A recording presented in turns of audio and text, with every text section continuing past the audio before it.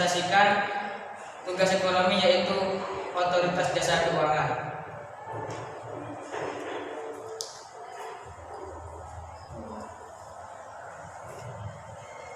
Oke, untuk yang pertama kita akan membahas apa latar belakang pembentukan otoritas jasa keuangan atau bisa disebut OJK.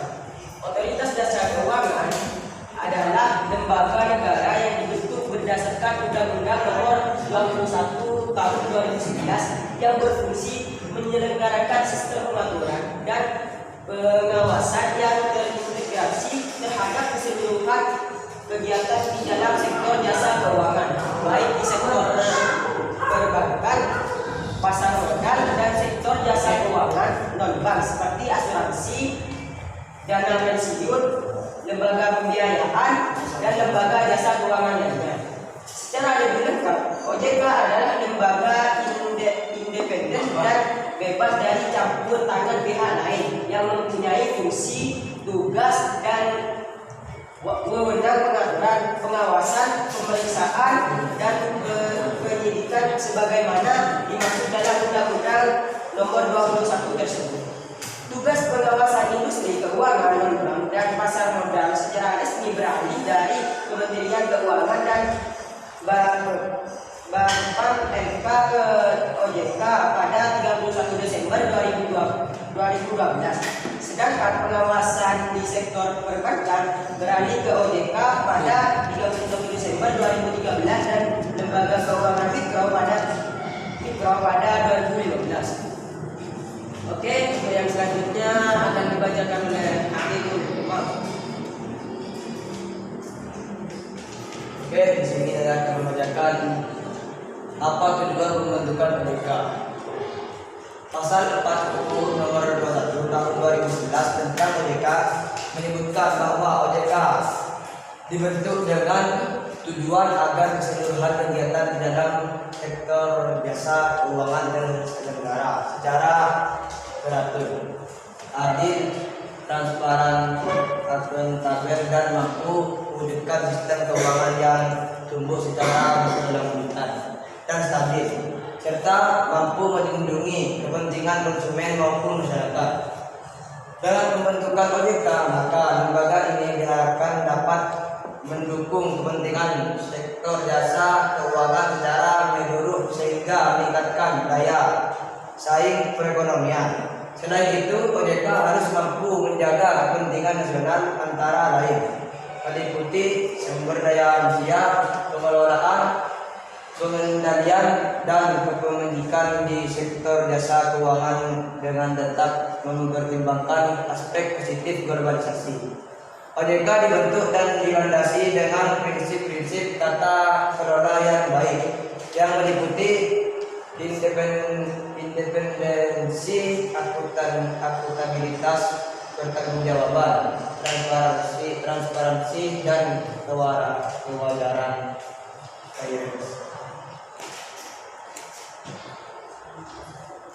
Oke, yang ketiga akan dibacakan oleh Khairul Umar.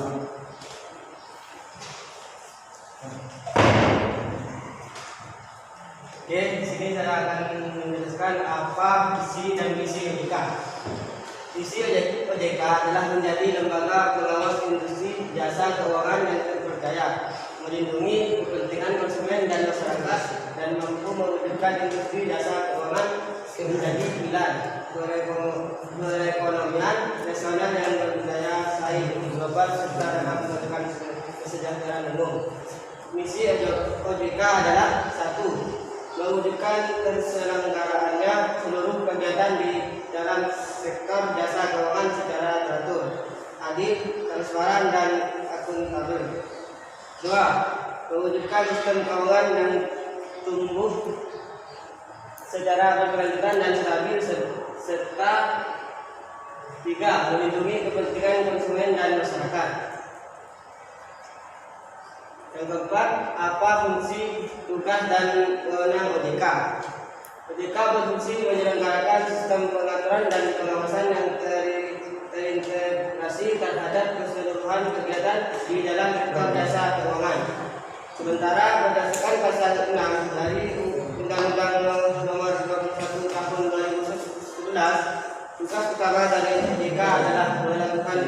peraturan dan pengawasan terhadap A. Kegiatan jasa keuangan di sektor perbankan. B. Kegiatan jasa keuangan di sektor pasar modal.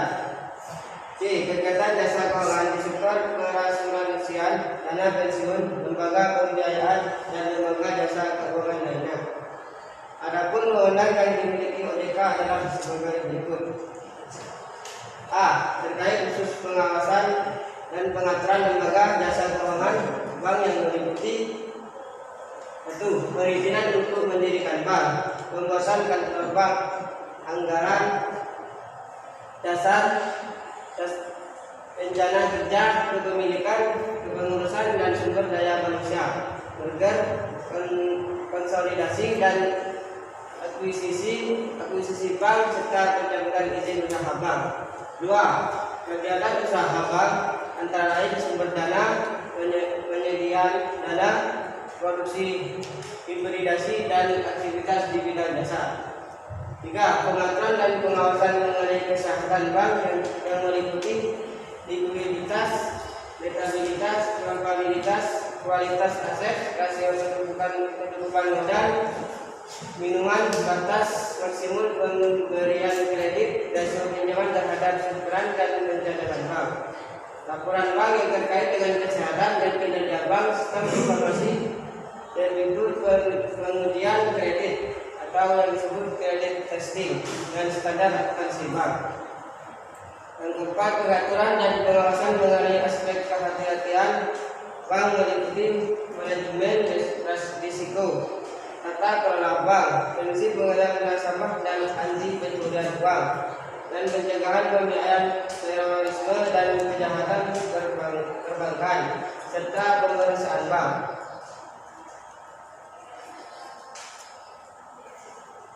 Yang kelima,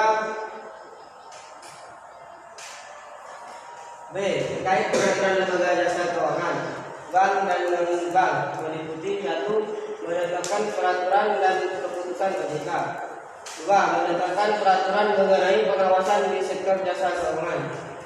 3. Menetapkan kebijakan mengenai pelaksanaan tugas OJK. 4. Menetapkan peraturan mengenai tata cara penetapan perintah tertulis terhadap lembaga jasa keuangan dan pihak tertentu. Yang kelima, menetapkan peraturan mengenai tata cara penetapan pengelolaan statuter pada lembaga jasa keuangan.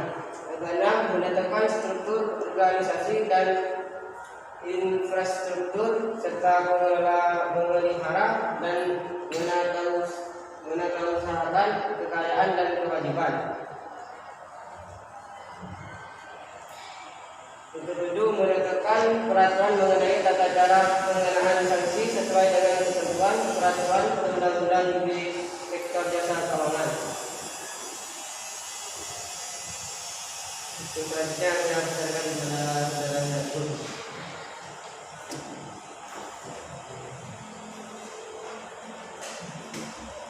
C. Terkait pengawasan lembaga jasa keuangan bank dan non-bank meliputi 1. Menetapkan kebijakan operasional pengawasan terhadap kegiatan jasa keuangan. 2. Mengawasi pelaksanaan tugas pengawasan yang dilaksanakan oleh kepala eksekutif. 3. Melakukan pengawasan, pemeriksaan, penyidikan, perlindungan konsumen dan tindakan lain terhadap lembaga jasa keuangan, pelaku dan atau penunjang kegiatan jasa keuangan sebagaimana dimaksud dalam peraturan perundang-undangan sektor jasa keuangan. Yang keempat, memberikan perintah tertulis kepada lembaga jasa keuangan dan atau pihak tertentu. Yang kelima, melakukan penunjukan pengelola statuter. Yang keenam, menetapkan penggunaan pengelola statuter. Yang ketujuh, menetapkan sanksi administratif terhadap pihak yang melakukan pelanggaran terhadap peraturan perundang-undangan di sektor jasa keuangan. Yang kedelapan, memberikan dan atau mencabut izin usaha, izin orang perseorangan, efektifnya pernyataan pendaftaran, surat tanda terdaftar, persetujuan melakukan kegiatan usaha, pengesahan, persetujuan atau penetapan pembubaran dan penetapan lain. 5. Apa nilai-nilai OJK? Yang pertama, integritas, bertindak objektif, adil dan konsisten sesuai dengan kode etik atau kebijakan organisasi dengan menunjuk tinggi kejujuran dan komitmen. Yang kedua, profesionalisme, bekerja dengan penuh tanggung jawab berdasarkan kompetensi yang tinggi untuk mencapai kinerja terbaik. Yang ketiga, sinergi. Berkolaborasi dengan seluruh pemangku kepentingan baik internal maupun eksternal secara produktif dan berkualitas. Yang keempat, inklusif. Terbuka dan menerima keberagaman pemangku kepentingan serta memperluas kesempatan dan akses masyarakat terhadap industri keuangan. Yang terakhir, visioner. Memiliki wawasan yang luas dan mampu melihat ke depan, forward looking, serta dapat berpikir di luar kebiasaan atau out of the box thinking. Yang keenam, apa asas OJK? Saya pasrahkan kepada rekan saya Rizky Aditya.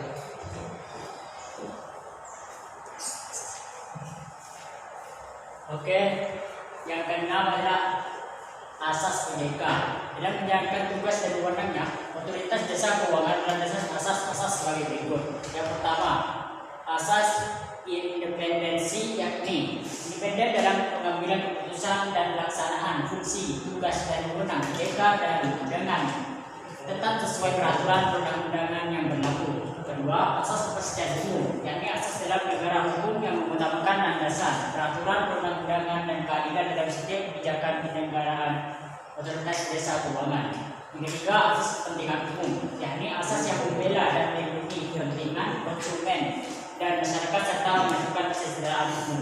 Empat, asas keterbukaan, yakni asas yang membuka diri terhadap hak masyarakat untuk memperoleh informasi yang benar, jujur dan tidak diskriminatif tentang penyelenggaraan otoritas jasa keuangan dengan tetap memperhatikan perlindungan atas hak asasi pribadi dan golongan serta rahasia negara termasuk rahasia sebagaimana ditetapkan dalam peraturan perundang-undangan.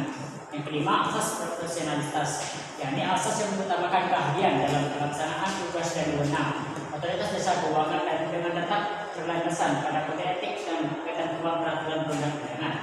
Yang keenam, asas integritas, yakni asas yang berpegang teguh pada nilai-nilai moral dalam setiap tindakan dan keputusan yang diambil dalam penyelenggaraan otoritas jasa keuangan. Yang ketujuh, asas akuntabilitas, yakni asas yang menentukan bahwa setiap kegiatan dan hasil akhir dari setiap kegiatan penyelenggaraan otoritas jasa keuangan harus dapat dipertanggungjawabkan kepada publik. Yang ketujuh adalah struktur organisasi OJK. Struktur organisasi OJK terdiri atas Dewan Komisioner OJK dan yang kedua pelaksanaan kegiatan operasional. Struktur Dewan Komisioner terdiri atas ketua kontak anggota, pertama wakil ketua sebagai ketua komite perangkap anggota, yang kedua kepala eksekutif pengawasan perbankan perangkap anggota, yang ketiga kepala eksekutif pengawasan pasar modal perangkap anggota, yang keempat kepala eksekutif pengawasan asuransian dana pensiun lembaga pembiayaan dan lembaga jasa keuangan lainnya perangkap anggota. Yang kelima, ketua dewan audit perangkap anggota. Yang keenam, anggota yang binaungi edukasi dan perlindungan konsumen. Tujuh, anggota ofisio dari Bank Indonesia merupakan anggota Dewan Gubernur Bank Indonesia. Yang kedelapan, anggota ofisio dari Kementerian Keuangan yang merupakan pejabat setingkat eselon 1 Kementerian Keuangan. Oke, seterusnya saya akan serahkan kepada Ivan.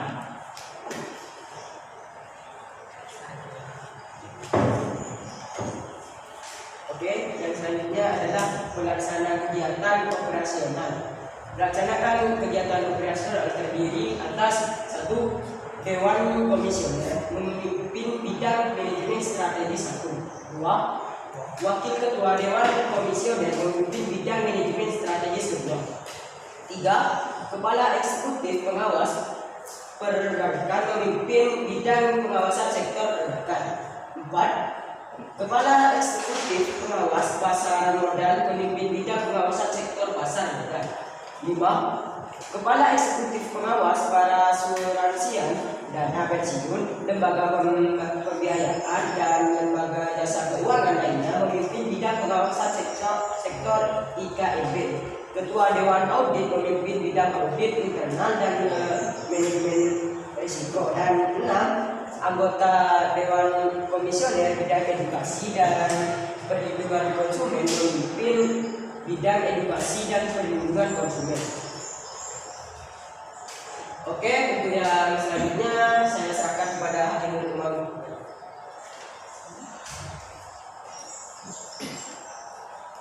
Oke, 8. Siapa saja pemimpin OJK? OJK dipimpin oleh 9 dewan komisioner yang kepemimpinannya bersifat kolektif dan kolegial. Susunan dewan komisioner tersebut terdiri atas 1.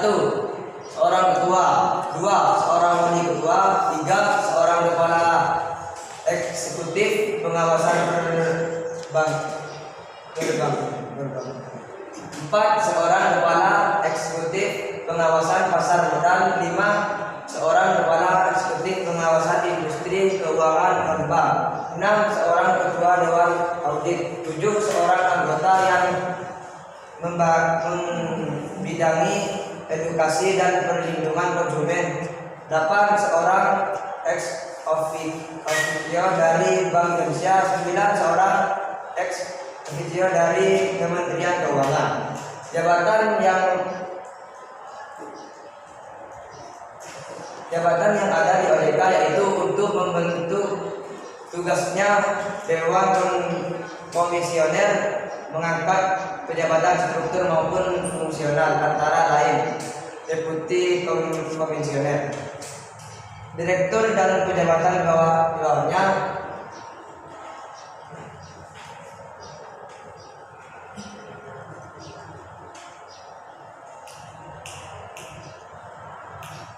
A.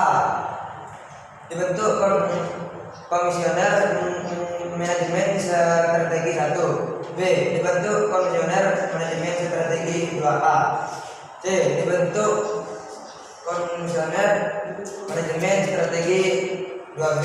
D. Dibentuk komisioner audit internal manajemen risiko dan pengendalian kualitas. E. Dibentuk komisioner pengawasan pasar modal 1. F. Dibentuk komisioner pengawasan pasar modal 2. B. Dibentuk komisioner pengawasan industri keuangan bank 1. H. Dibentuk komisioner pengawasan industri keuangan bank 2. I. Dibentuk komisioner edukasi dan perlindungan konsumen. Dalam mengembang fungsi dan tugasnya, OJK memiliki pegawai yang berasal dari Bank Indonesia dan Badan Pengawasan Pasar Modal dan lembaga keuangan. Cukup sekian presentasi dari kelompok kami, kurang lebihnya mohon maaf. Wabillahi taufiq wal hidayah. Wassalamualaikum